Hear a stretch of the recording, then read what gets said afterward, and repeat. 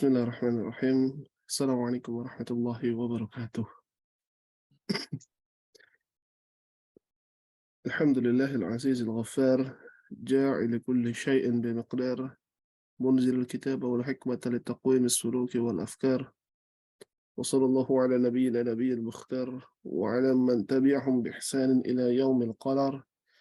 Rabbi shrah li sadri wa yassir li amri wa hlul 'uqdatam min lisani yafqahu qawli.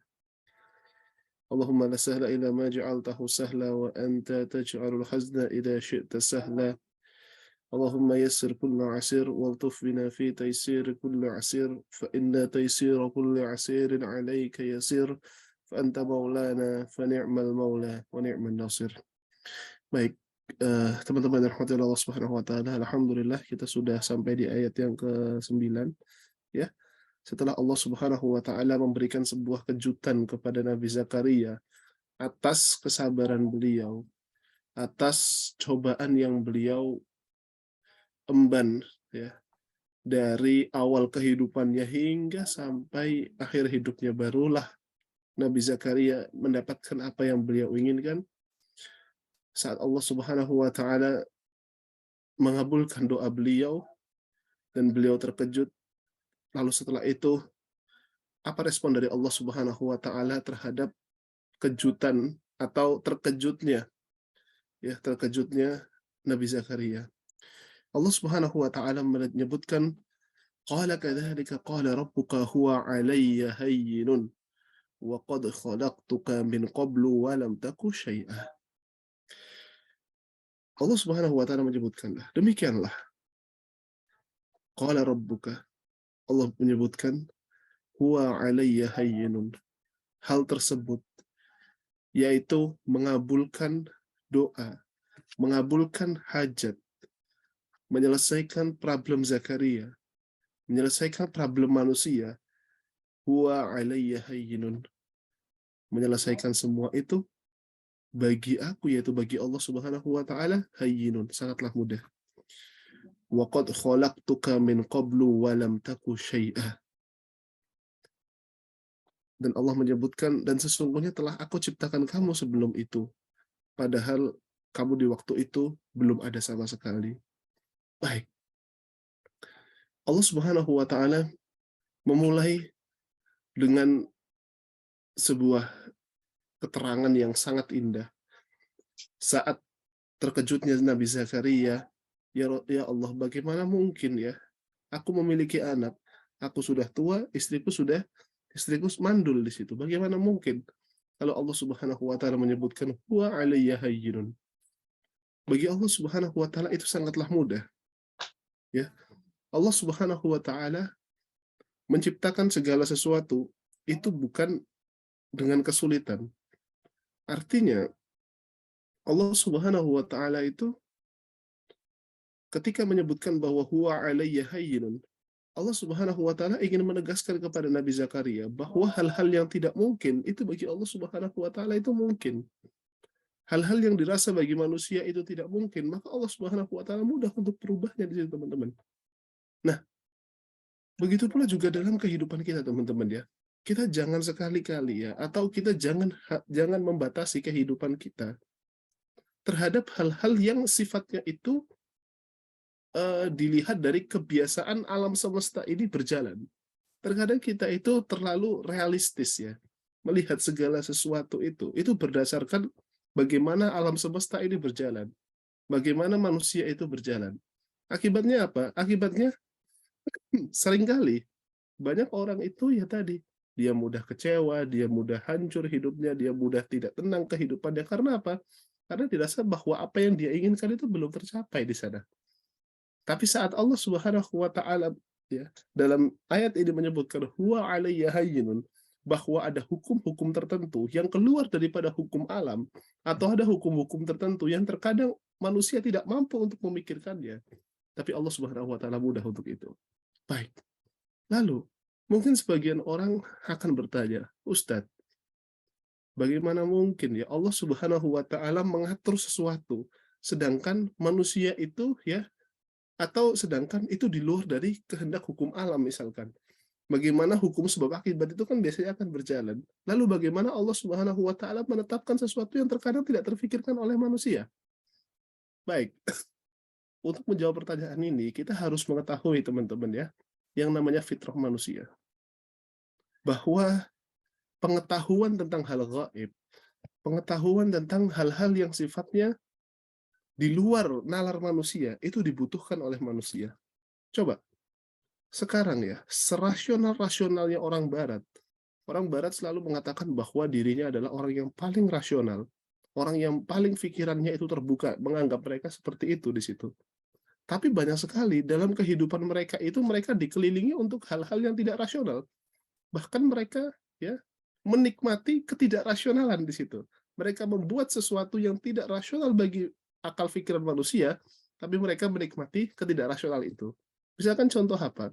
Mereka membuat sebuah film yang tidak rasional. Misalkan ada Spider-Man, ada Batman, ada Superman, itu kan tidak mungkin di situ. Tapi kenapa seseorang bisa menikmati ketidakrasionalan itu saja gitu loh, menikmati hal tersebut di situ.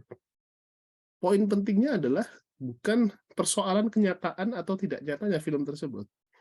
Poin pentingnya adalah teman-teman sekalian, bahwa manusia itu secara fitrah itu selalu penasaran dan tertarik dengan hal-hal yang di luar kemampuan manusia di situ. Sehingga rasa penasaran dan ketertarikan manusia terhadap hal-hal yang di luar pikiran manusia itu harus terpenuhi di sana. Nah, bagaimana terpenuhinya? Terpenuhinya itu adalah Allah Subhanahu wa taala memberikan hal-hal yang terkadang tidak apa teman-teman? Terkadang tidak terfikirkan oleh pikiran manusia di sana. Baik. Allah Subhanahu wa taala menyebutkan, qala kadzalik qala rabbuka huwa 'alayya hayyinun wa qad khalaqtuka min qablu wa lam taku syai'a. Mengapa Allah Subhanahu wa taala menyebutkan bahwa ini mudah bagi Allah Subhanahu wa taala dan kamu ya maksudnya Nabi Zakaria di situ sebelumnya tidak ada lalu Allah Subhanahu wa taala adakan di sana. Artinya apa teman-teman sekalian? Bahwa Allah Subhanahu wa taala mengadakan sesuatu yang sudah ada itu kan mudah bagi Allah. Dan Allah Subhanahu wa taala telah menciptakan manusia dari tidak ada menjadi ada. Otomatis kalau misalkan dari ada menjadi ada aja bisa, maka dari tidak ada menjadi ada itu mudah bagi Allah, maka otomatis menjadikan sesuatu yang dari ada menjadi ada lagi itu lebih mudah bagi Allah Subhanahu wa taala. Orang yang memproduksi Apple ya, perusahaan Apple, yang terpenting daripada produknya itu adalah produk pertamanya. Karena orang belum mengenal yang namanya Apple ya, Steve Jobs itu belum mengenal namanya Apple, belum mengenal yang namanya HP touchscreen di situ. Lalu ketika Apple lahir, ya mulailah orang mengenal dengan namanya HP touchscreen di situ. Nah, dari mulai HP touchscreen itu tidak ada menjadi ada, ini menggemparkan seluruh dunia. Lalu akhirnya orang berbondong-bondong untuk membuat HP touchscreen. Nah, maka kalau yang dari tidak ada menjadi ada, itu pasti sesuatu yang luar biasa. Tapi kalau dari yang ada menjadi ada lagi, atau misalkan sesuatu yang ada lalu dibuat ulang, itu hal yang mudah di sana. Begitu pula Allah Subhanahu wa taala, teman-teman ya. Masalah kita dalam kehidupan kita, berapa banyak sih orang yang problemnya itu sama dengan kita? Ada orang yang terkena cobaan, dia terkena hutang misalkan. Dan ternyata di luar kita, atau ada orang yang justru hutangnya itu lebih banyak daripada kita. Tapi ternyata orang yang memiliki hutang yang lebih banyak daripada kita, itu juga selesai hutangnya.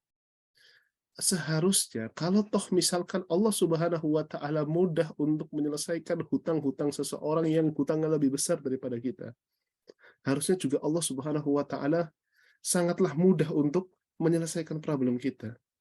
Kalau toh misalkan kita terkena penyakit mental ya, yang dimana ada orang lain yang awalnya penyakit mentalnya sangat luar biasa mengganggu kehidupan dia, lalu Allah Subhanahu wa taala izinkan dia untuk sembuh. Dan ternyata ada kita yang penyakit mentalnya tidak lebih besar daripada saudara kita. Harusnya kita lebih mudah untuk bagi Allah Subhanahu wa taala untuk mengobatinya di sana. Lalu pertanyaannya adalah, kenapa terkadang ada saudara kita yang seakan dalam pikiran kita itu mudah sekali ya berobatnya daripada kita, mudah sekali menyelesaikan problemnya daripada kita. kok kita itu masalahnya nggak selesai-selesai sih? Ya, kok kita itu merasa bahwa Allah Subhanahu wa taala itu kayak kejam banget bagi kita sih, dia jadi kasih solusi masa aku enggak gitu kan. Baik, ada 2 penyakit yang terkadang manusia itu lupa. Yang pertama itu adalah penyakit terburu-buru, al-isti'jal. Nah, penyakit inilah yang terkadang menjangkit pikiran manusia, sehingga apa?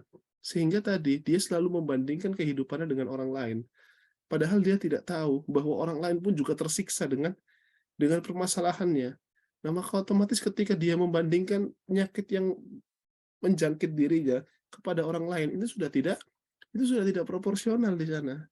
Ketika mereka menyelesaikan permasalahannya dengan begitu sulit ya, lalu kita pun juga sama, artinya kita tidak bisa menuntut sebuah kecepatan di sana, karena bisa jadi yang dia lakukan itu lebih lebih hebat daripada kita di situ, ya. Nah, maka dari itulah ya, istiqjal ini tidak diperkenankan ya, kita terlalu terburu-buru untuk menyelesaikan permasalahan kita. Nabi Zakaria mengajarkan tentang bagaimana tidak bolehnya istiqjal atau tidak bolehnya terburu-buru di dalam ya tadi, mengharap masalah kita itu selesai di situ. Nabi Zakaria hampir sepanjang hidupnya terkena masalah, belum dimiliki anak, hingga sampai di umur tak tuanya baru beliau diberi anak. Tanda bahwa kesabaran itu menjadi poin terpenting agar memancing doa Allah Subhanahu wa taala atau doa kita dikabulkan oleh Allah Subhanahu wa taala. Baik, itu satu. Penyakit yang kedua itu adalah menganggap bahwa Allah Subhanahu wa taala itu ya tadi istilahnya menomorduakan kita di sana ya. Artinya seakan bahwasanya Allah Subhanahu wa taala kok kayak nggak tahu masalah kita di situ loh. Orang lain mudah banget menyelesaikan problemnya, kok kita tuh enggak gitu. Jadi seakan Allah Subhanahu wa taala itu harus didikte dengan kemauan kita. Bagaimana coba? Ada seorang bos yang mau didikte oleh oleh karyawannya. Ini kan tidak logis di situ kan ya. Bos tahu bahwasanya dia kapan akan memberikan gaji, kapan akan memberikan tunjangan bagi karyawannya. Itu seorang bos perusahaan pasti tahu di situ kapan-kapan waktunya di sana. Tapi kalau misalkan belum waktunya tiba-tiba karyawannya meminta, "Bos, aku minta apa namanya gajinya, aku minta tunjangannya." Bosnya akan mengatakan, "Lah, kamu ini kan belum waktunya kamu gajian, belum waktunya kamu mendapatkan tunjangan. Kok kamu udah minta, kok udah nyuruh-nyuruh saya?" Nah, gitu. Nah, begitulah Allah Subhanahu wa taala, ya cara kita berperilaku kepada Allah Subhanahu wa taala. Baik, poin selanjutnya dari ayat yang ke-9 itu adalah di dalam kalimat ini, teman-teman. Walam taku syai'a, ya, bahwa Allah Subhanahu wa taala ya, itu kan telah menciptakan kita dari yang awal tidak ada menjadi ada di situ kan ya. Berarti apa? Berarti bimbingan Allah Subhanahu wa taala itu sedari sedari kita masih belum ada, atau bahkan Allah Subhanahu wa taala membimbing proses kehidupan kita dari awal di situ, teman-teman. Ya, Allah Subhanahu wa taala membimbing dan mengetahui proses kita dari awal di sana. Nah, maka ini menjadi pelajaran penting bagi kita. Apa pelajarannya? Pelajarannya adalah bahwa apa yang kita miliki ya, apa yang kita miliki dan apa yang orang ketahui tentang diri kita itu sebetulnya tidak proporsional. Ya. Misalkan ya, sering kali kan ada orang itu yang memang berkenalan dengan kita ketika umur kita misalkan baru 20 tahun misalkan, atau umur kita baru 30 tahun. Nah, lalu orang tersebut dengan mudahnya menjudge bahwa kita itu adalah orang yang toksik di situ. Orang yang nggak bener, "Ah, dia itu toksik lah, apa tuh omongannya, apa namanya, nggak baik lah, ya, itu pasti ibadahnya nggak baik," lah gitu, ya. Jadi dia baru mengenal kita di umur 20 tahun, lalu memberikan judge kepada kita bahwasanya kita ini adalah orang yang tidak benar di sini. Nah, ini sangat tidak proporsional teman-teman sekalian. Kenapa? Ya karena tadi kita mengalami fase hidup mulai dari umur kita 0 tahun sampai ya dari awal ya baru 1 hari sampai 20 tahun di situ. Artinya pengetahuan Allah Subhanahu wa taala itu sudah dari awal. Dan pengetahuan manusia teman kita yang menjudge kita itu dari umur kita 20 tahun di situ. Artinya apa? Artinya terkadang kita ini tidak perlu terlalu mendengarkan perkataan orang yang selalu menghina-hina kita selama kita itu masih dalam kebenaran, teman-teman. Kalau toh kita masih masih di dalam kebenaran, dalam arti ini sepertinya benar deh, kenapa kok teman saya itu menjudge saya tidak baik di situ, padahal saya melakukan hal kebaikan di situ.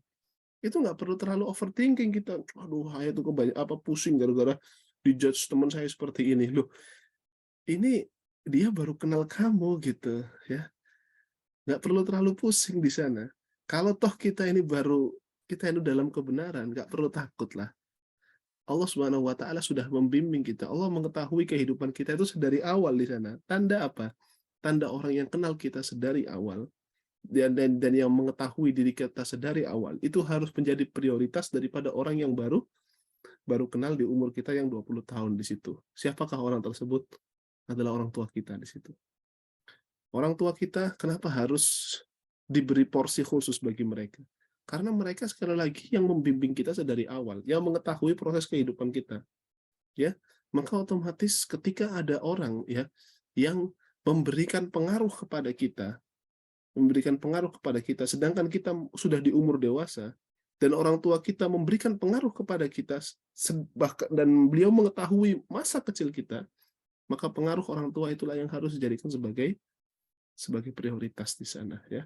Karena orang-orang yang baru kenal dengan kita ya baru kenal ketika kita sudah mulai dewasa di situ. Belum tahu seluk-beluk inti daripada kehidupan kita. Baik. Lalu Allah Subhanahu wa taala menyebutkan di ayat yang ke-10. Qala rabbi ij'al li ayah. Qala ayatuka alla tukalliman nasa thalatha layalin sawiyah. Baik. Ini menarik. Ini mengajarkan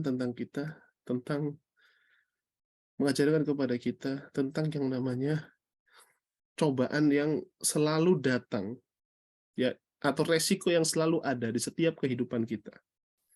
Apa kata Nabi Zakaria setelah Allah Subhanahu wa taala menyebutkan itu mudah bagi Allah untuk menyelesaikan atau untuk mengabulkan doa beliau. Qala rabbi ij'al li ayah.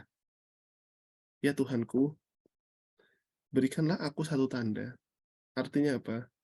Artinya, ya Allah, Engkau telah memberikan suatu karunia dari yang tidak bisa dicerna oleh akalku, sekarang menjadi bisa. Coba tunjukkan tanda bahwa karuniamu ini nyata di situ. Ya. Bahwasanya karuniamu ini nyata di situ. Karena otomatis kalau misalkan baru dikasih apa namanya ya istilahnya dititipkan anak gitu kan ya mungkin kan belum ketahuan di situ. Nah Nabi Zakaria mengajarkan cobalah kasih tahu meminta pada Allah Subhanahu wa taala, ya Allah berikanlah tanda kepadaku agar aku semakin yakin dan makin bersyukur bahwa Engkau benar-benar memberikan karunia kepadaku di situ. Apa bentuk tanda yang Allah Subhanahu wa taala berikan kepada Nabi Zakaria untuk memastikan dan agar Nabi Zakaria makin bersyukur terhadap karunia Allah Subhanahu wa taala tadi? Qala ayatuka alla tukalliman nasa thalatha layalin sawiyah. Tanda bagimu itu adalah engkau tidak mampu untuk berbicara kepada manusia 3 malam ya, padahal kamu dalam keadaan normal di situ. Apa pelajaran penting yang Allah Subhanahu wa taala titipkan di dalam ayat ini? Pertama, kita ini adalah pribadi ya atau manusia pada umumnya itu kehidupan itu sangat festival. Ya, kehidupan itu sangat festival. Maksudnya dia akan menseremonialkan setiap kenikmatan yang baru dia dapatkan. Tapi seringkali lupa resiko yang akan dia emban pasca mendapatkan sesuatu tadi. Coba. Misalkan nih, ada orang yang baru dikaruniai anak misalkan, ya. Setelah 10 tahun, 15 tahun pernikahan baru dikaruniai anak di situ. Maka dia akan membuat satu perayaan yang sangat besar di sana ya, karena kelahiran, entah buat akikah dan lain sebagainya. Apakah itu adalah hal baik? Betul, itu adalah hal baik di sana. Tapi problemnya bukan pada saat itu di situ. Problemnya adalah pasca itu. Bahwa setelah itu ada bagaimana cara mendidik anak yang baik, memberikan edukasi yang terbaik, tidak terlalu memanjakan, tapi juga tidak terlalu memberikan kekerasan di situ. Nah, setelah itu baru yang menjadi masalah di sana. Manusia terkadang ya tadi, ketika baru diberi nikmat oleh Allah Subhanahu wa taala, dia hanya memfokuskan seremonialnya ini tadi. Tapi pasca itu terkadang manusia lupa. Ya, manusia itu lupa. Nabi Zakaria mengajarkan hal ini di situ ya, di dalam ayat ini bahwa Allah Subhanahu wa taala memberikan ujian, memberikan tanda kepada Nabi Zakaria yang baru saja mendapatkan nikmat apa? Dia tidak bisa ngomong sebanyak 3 hari di situ. Selama 3 hari Nabi Zakaria nggak bisa ngomong di situ. Ya, artinya apa? Setelah Allah Subhanahu Wa Taala berikan karunia kepada kita, lantas bukan setelah itu Allah Subhanahu Wa Taala tidak memberikan cobaan bagi kita. Bukan berarti Allah nggak ngasih tanggung jawab bagi kita. Bukan berarti Allah Subhanahu Wa Taala cuma ngasih terus lepas pergi gitu. Enggak. Allah masih terus membimbing kita dengan cobaan-cobaan kita. Dan terkadang kita hanya berfokus kepada seremoni-seremoni di dalam kehidupan kita setelah kita mendapatkan suatu nikmat di situ, tapi kita lupa bahwa setelah itu ada tanggung jawab yang harus kita emban di sana. Ada cobaan yang harus kita emban di situ. Baru naik jabatan, mungkin kita akan mentraktir semua teman-teman kita di situ. Tapi setelah kita naik jabatan, ada tanggung jawab yang lebih besar yang kita emban sebelum kita mendapatkan jabatan di situ. Artinya setelah mendapatkan jabatan ada ada cobaan-cobaan yang lebih besar di sana. Ya, maka jangan terlalu berfokus kepada seremoni-seremoni pasca kenikmatan. Tapi yang harus difikirkan adalah setelah seremoni itu, tanggung jawab apa yang Allah Subhanahu wa taala titipkan kepada kita. Maka Nabi Zakaria diberi cobaan oleh Allah Subhanahu wa taala, diberikan tanda berupa tidak bisa ngomong selama 3 hari atau 3 malam di situ untuk menunjukkan bahwa problemnya bukan seremoni saat Nabi Zakaria diberikan nikmat, tapi setelah itu apa yang akan terjadi setelah itu. Baik. Apa pelajaran penting yang bisa kita ambil di ayat yang ke-10 tadi? Coba perhatikan teman-teman. Kenapa kok tandanya itu, yaitu tanda bahwa Allah mengabulkan doa Nabi Zakaria itu adalah Nabi Zakaria dicabut kemampuan untuk berbicara kepada manusia sebanyak 3 hari. Kenapa kok dicabut kemampuan beliau untuk berbicara? Kenapa kok tidak yang lain di situ? Kok bukan tanda-tanda tertentu, kok nggak bisa ngomong gitu kan ya? Baik, coba perhatikan teman-teman ya. Saat kita melakukan yang namanya seremoni dalam kehidupan kita, setelah kita mendapatkan nikmat, yang pertama kali kita lakukan setelah itu, setelah kita menseremonialkan, kita itu setelah itu mengharap atensi siapa? Coba jujur kepada diri kita. Kita mengharap atensi siapa? Mengharap atensi Allah atau mengharap atensi manusia di situ? Agar kita makin dipuji, agar kita makin diberikan ya selamat, wah masya Allah ya, selamat ya, wah selamat ya, wah selamat ya, selama 1 minggu di situ selamat terus gitu. Atau kita mengharapkan atensi dari Allah Subhanahu wa taala di sana. Bukan bermaksud suudzon teman-teman, tapi saya agak sedikit banyak melihat bahwa pasca manusia diberi kenikmatan, dia seringkali mengharapkan atensi manusia porsinya lebih banyak daripada atensi Allah Subhanahu wa taala. Dia berharap bahwa perhatian manusia itu lebih banyak daripada perhatian Allah Subhanahu wa taala. Seringkali manusia seperti itu. Allah Subhanahu wa taala mengajarkan kepada kita di ayat yang ke-10 ini, memberikan kepada Nabi Zakaria kemampuan atau mencabut kemampuan untuk berbicara. Agar apa? Agar Nabi Zakaria tidak lepas ya dari seremonial tadi. Agar Nabi Zakaria tidak menjadi pribadi yang kita mengharapkan mendapatkan atensi dari publik ya. Karena apa? Karena kenikmatan yang beliau dapatkan di situ. Nabi Zakaria dicabut kemampuan untuk berbicara agar apa? Agar dia berfokus kepada Allah Subhanahu wa taala, tidak mengharapkan pembicaraan kepada banyak orang di situ. Maka yang harus kita lakukan apa? Yang harus kita lakukan adalah saat kita mendapatkan kenikmatan-kenikmatan yang begitu besar, hal pertama kali dan terus yang harus kita lakukan itu adalah mengharap ridha Allah Subhanahu wa taala. Makin dekat pada Allah Subhanahu wa taala, bukan mengharapkan perhatian gitu kan ya. Like dari di Instagram di feed Instagram kita di situ, atau di DM tiba-tiba ada rentetan 10 orang mengatakan, wah selamat ya, wah selamat ya, wah selamat ya, wah selamat ya, itu tidak ada masalah pada dasarnya di situ. Tapi terkadang ya porsi kita kepada manusia terlalu banyak di situ. Kita terlalu mubazir gitu ya, memberikan waktu kita itu kepada manusia gitu, sehingga kita lupa pada Allah Subhanahu wa taala di sana. Baik. 4 menit lagi ya, izinkan ya saya mau selesaikan dulu. فخرج على قومه من المحراب فأوحى إليهم أن سبحوا بكرة وعشيا.